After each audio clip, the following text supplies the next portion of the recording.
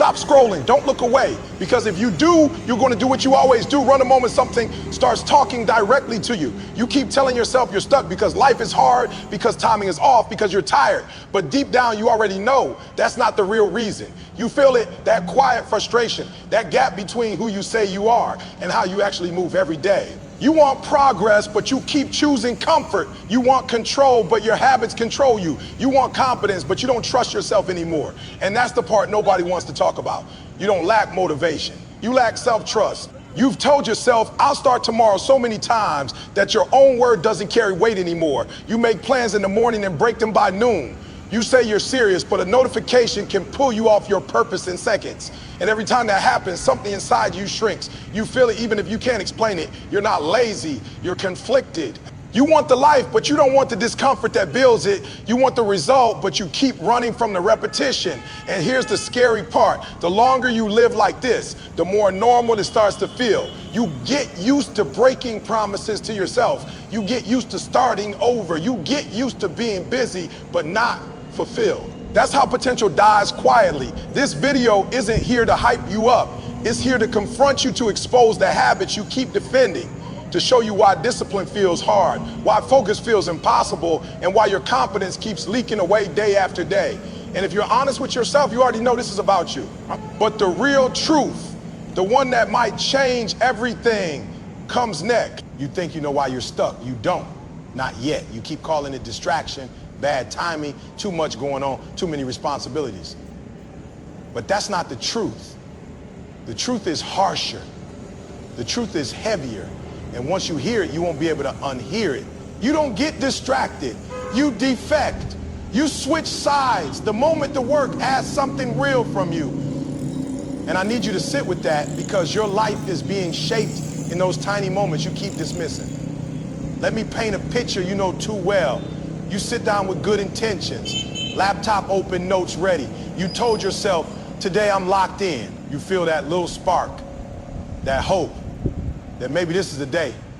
And then it happens.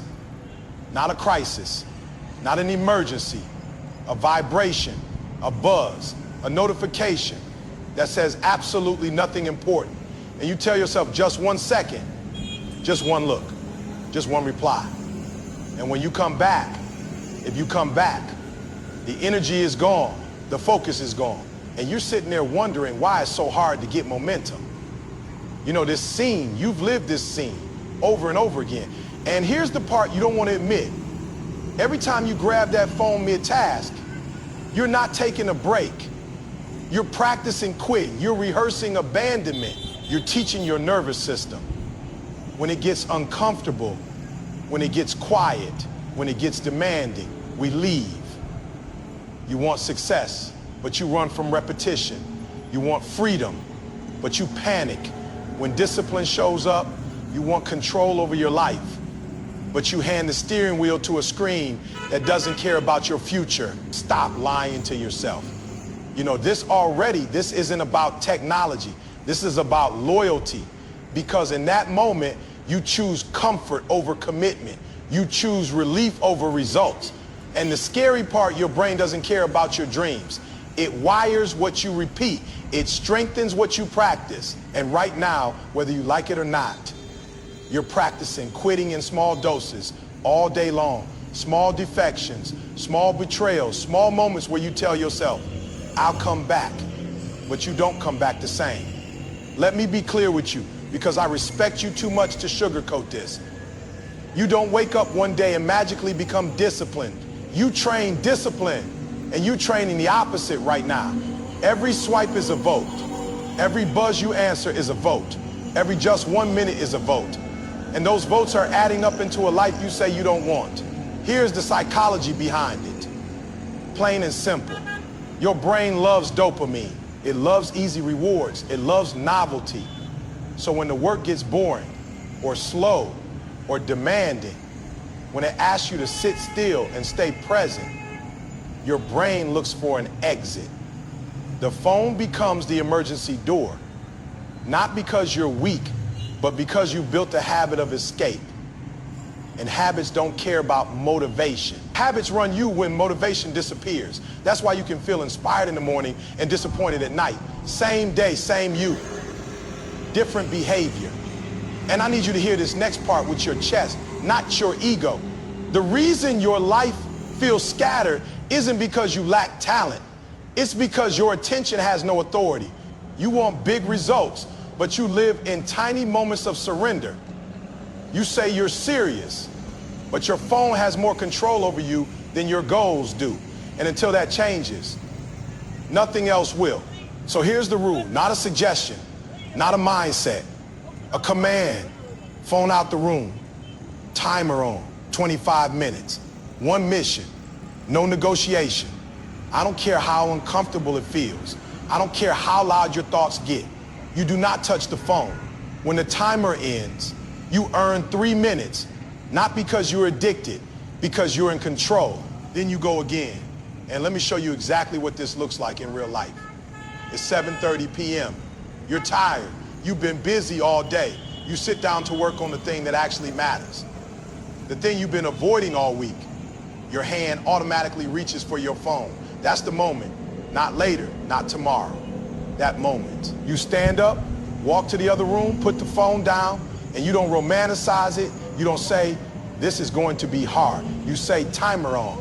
And for 25 minutes, you stay, you struggle, you fidget, you feel the itch, and you don't move. You owe it to you, you owe it to you, you owe it to you. And something starts to happen. Not immediately, but quietly. You realize you didn't die. The discomfort didn't kill you. The urge passed. And for the first time in a long time, you finish a block of work without abandoning yourself. That's not productivity. That's self-respect. That's trust being rebuilt. Brick by brick. Because understand this, confidence doesn't come from hype. It comes from keeping small promises. Every time you stay when it's hard, your identity shifts a little. You stop being someone who defects under pressure and start becoming someone who stays. Someone who doesn't need constant stimulation to feel alive. Someone who can sit in silence and still move forward. Here's the harsh accountability moment. You've been avoiding. You're not overwhelmed, you're undisciplined. And that's good news because discipline is trainable. But you have to stop pretending the phone is innocent. It's not neutral in your life right now, it's winning. And if you don't take that personally, it will keep stealing years from you while you blame circumstances. So here's my challenge to you. Today, not next week, not when life calms down, today. The next time you sit down and do something meaningful, you make a decision before the urge shows up. Phone out the room, timer on, one mission. No negotiation. And when it gets uncomfortable, because it will, you don't flinch, you don't flee, you stay, because the life you say you want is built on moments you keep running from. And the moment you stop defecting is the moment your life starts changing. You think you're scrolling because you're tired. You not yet. You think you're scrolling because you deserve a break, because life is heavy, because you've been trying. But that's not the real reason. The real reason is harder to face. And once I say it, you're going to feel exposed. You don't scroll for entertainment. You scroll to go numb. You use that screen like anesthesia because the truth hurts too much when you sit still with it. Let me slow this down so you can see yourself in it. It's late afternoon or late at night, that quiet part of the day when the noise dies down and it's just you, your thoughts, and the work you keep postponing. The room is quiet. The task is right there. The laptop is open. The notebook is waiting. And suddenly your chest tightens just a little. Not fear like. Panic fear like awareness. Fear like, what if I'm not as good as I think? Fear. Like, what if I start and I realize I'm behind? And before you can finish that thought, your thumb is already moving. Scroll, refresh. Scroll. Laugh at something. You don't even remember 5 minutes later. And the tension disappears. Relief. Temporary relief. That's the micro story of your life right now. Not because you're lazy, because you're avoiding exposure. Here's the part nobody wants to say out loud. You don't hate the work. You hate what the work reveals. The work doesn't just demand effort. It demands honesty.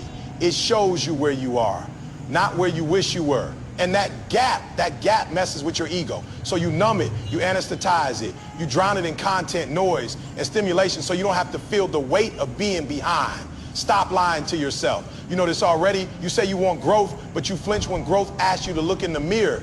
You say you want progress, but you panic when progress exposes how much catching up you need to do. You want the result, but you run from the repetition. You want confidence, but you avoid the situations that would build it. And let me give you the psychological truth. Simple and clean. Your brain is wired to protect your identity, not upgrade it. When something threatens how you see yourself, your competence, your intelligence, your worth, your nervous system treats it like danger, so it reaches for safety. And in modern life, safety looks like a screen, endless stimulation, zero judgment, no scoreboard, no feedback, just escape. That's why you don't scroll when things are easy. You scroll when things are real. You scroll when the task matters. You scroll when failure feels possible. That's not boredom. That's fear in disguise. And here's the painful accountability moment I need you to hear without getting defensive. You're not stuck because you don't know what to do. You're stuck because you refuse to feel uncomfortable long enough to do it. You are the reason your dream is delayed. Not your schedule, not your past, not your resources, your avoidance. But I'm not here to shame you. I'm here to give you a way out that works in real life, not in motivational quotes. Here's the tool. Simple, brutal, effective. The moment you feel the urge to escape, you do this. You stand up, physically stand up. You take one deep breath, slow, controlled. Then you touch the work, not think about it, not plan it, touch it. Hands on keyboard, pen on paper. And you commit to 60 seconds, not forever, not an hour, 60 seconds. Start ugly. Because action interrupts fear. Action breaks the spell. Your brain can't argue with movement. The anxiety says, what if, and your body says, too late, we're already here. Let me show you how this plays out in real life. You're at your desk, you've been staring at the screen for 10 minutes. Your phone is right there. You feel that familiar pull, the urge to disappear. That's the moment. You don't negotiate. You don't say, after one more scroll. You stand up, chair slides back, feet on the floor, one deep breath in through your nose, out through your mouth. You sit back down and put your hands on the keyboard and you start typing garbage. Bad sentences, wrong ideas, messy thoughts, and something wild happens. The fear loses its grip because the fear was never about the work. It was about starting. And every time you do this, every single time, your identity shifts just a little. You stop being someone who escapes discomfort and start becoming someone who confronts it. Someone who doesn't wait for confidence, but builds it through contact. Someone who doesn't need anesthesia to survive their own potential. I need you to hear this part slowly. Scrolling is stealing your future because it's protecting your ego today. It keeps you comfortable now and broke later. Calm now and regretful later. Safe now and stuck later. And you don't have time for that trade anymore. You don't have years to numb yourself and hope it works out. You owe it to you to feel the discomfort. You owe it to you to face the gap. You owe it to you to stop anesthetizing the very pain that's trying to wake you up. So here's your challenge, and I don't want you to overthink it. Today, not tomorrow. The next time you feel the urge to scroll, when the work gets real, you stand up, breathe once, touch the work, and give it 60 seconds, just 60. And if your mind screams, let it scream. If your ego feels exposed, let it feel exposed. That's growth knocking. Don't mute it, because the moment you stop numbing yourself is the moment you start becoming dangerous in the best way possible. You think you're being responsible. You're not yet. You think you're being kind, dependable, available, doing the right thing by answering fast and staying reachable. But there's a truth hiding underneath that you've been avoiding. And once I say it, it's going to sting a little. Your phone didn't make you connected. It made you compromised. And the cost of that compromise is showing up every night when you're tired, frustrated, and quietly disappointed with yourself. Let me take you into a scene you live in almost every day. Your phone lights up, a message, a call. Someone needs something. Someone wants reassurance, attention, help, a quick reply. You feel that little pull in your chest, that reflex that says, I can't ignore this. And without thinking, you answer, you always answer, because you don't want to seem rude. You don't want to seem selfish. You don't want to disappoint anyone. And in that moment, You feel useful, needed, important. But later, much later, when the house is quiet and the noise fades, you look at what you didn't do, the work you didn't touch, the promise you didn't keep to yourself. And that usefulness you felt earlier turns into regret. That's the trade you're making over and over again. Here's the real problem, and I'm not going to dance around it. You've confused being reachable with being valuable. You've confused responsiveness with responsibility. You think answering fast makes you a good person. But what it's actually doing is training everyone, including you, that your time has no boundaries. You want respect, but you keep choosing approval. You want progress, but you keep choosing politeness. You want to build a future, but you're living like everyone else's feelings come first. Stop lying to yourself. You know this already.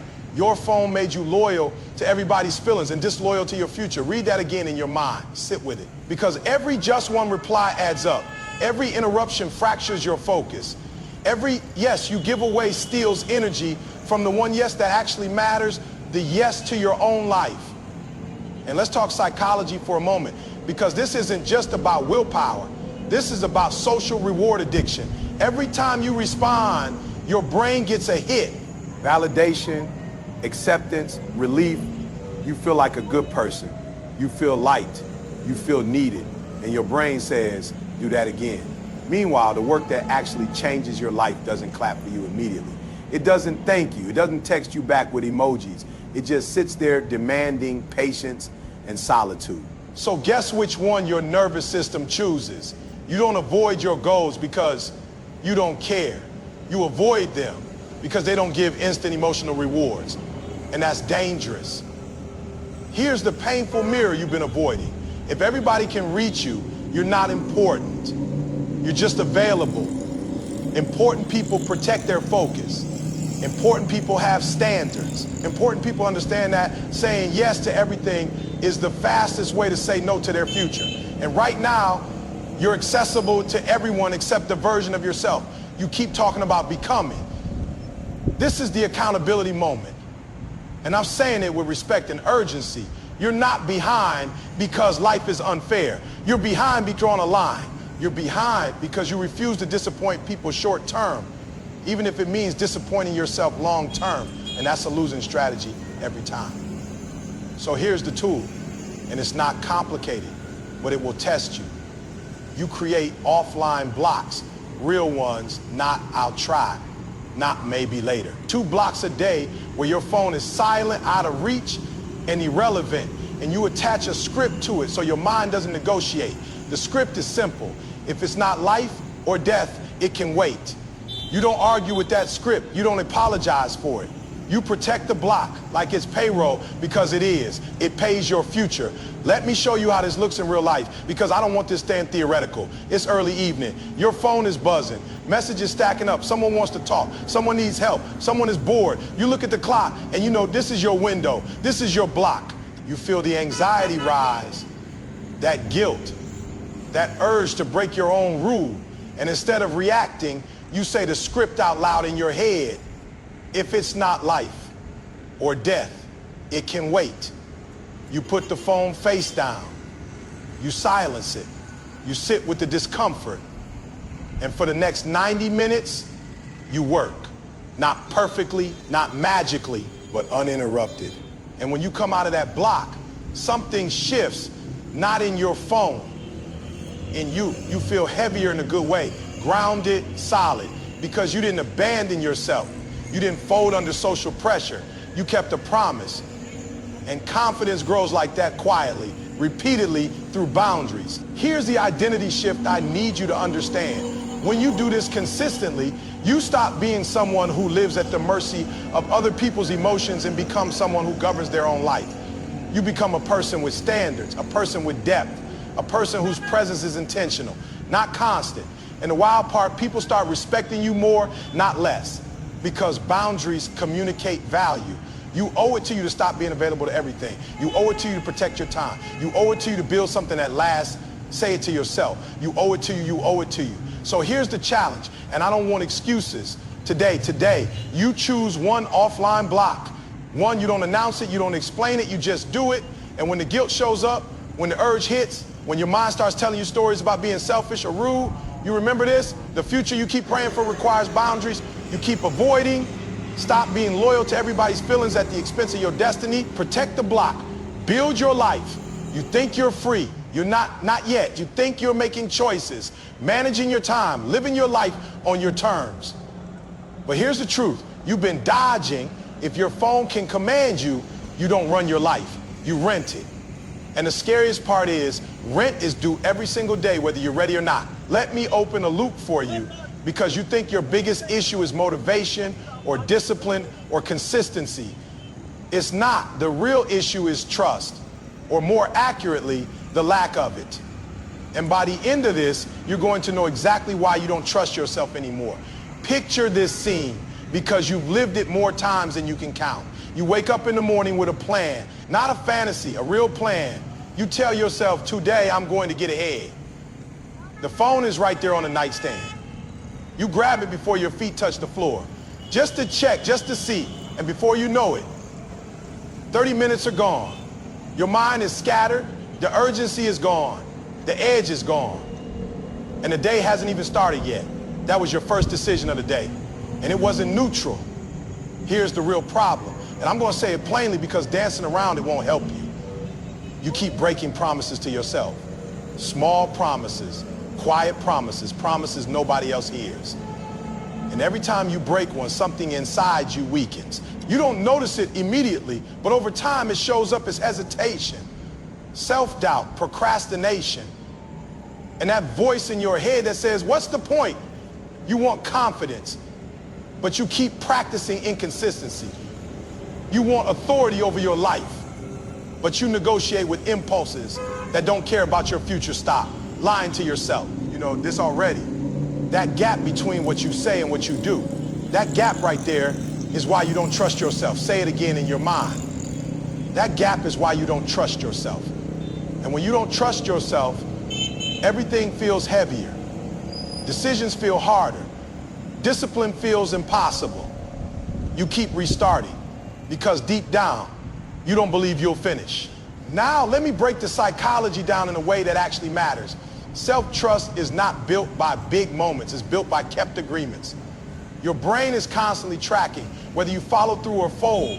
When you say, I'll start after I check my phone, and then you disappear for 40 minutes, your brain learns. We don't mean what we say. And once that pattern sets in, your mind stops taking your goals seriously.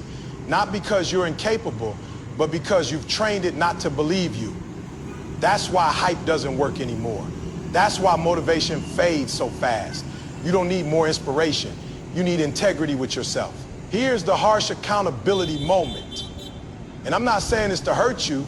I'm saying it to wake you up. You are not stuck because you lack potential. You are stuck because you refuse to govern your own behavior. You've been renting your life to impulses, notifications, moods, and distractions, and then wondering why nothing feels stable. You want freedom, but you avoid structure. You want results, but you run from rules. You want to win, but you don't want to submit to a system. And systems are what save you when emotions disappear. So here's the tool. Simple, measurable, non-negotiable. You win before the phone.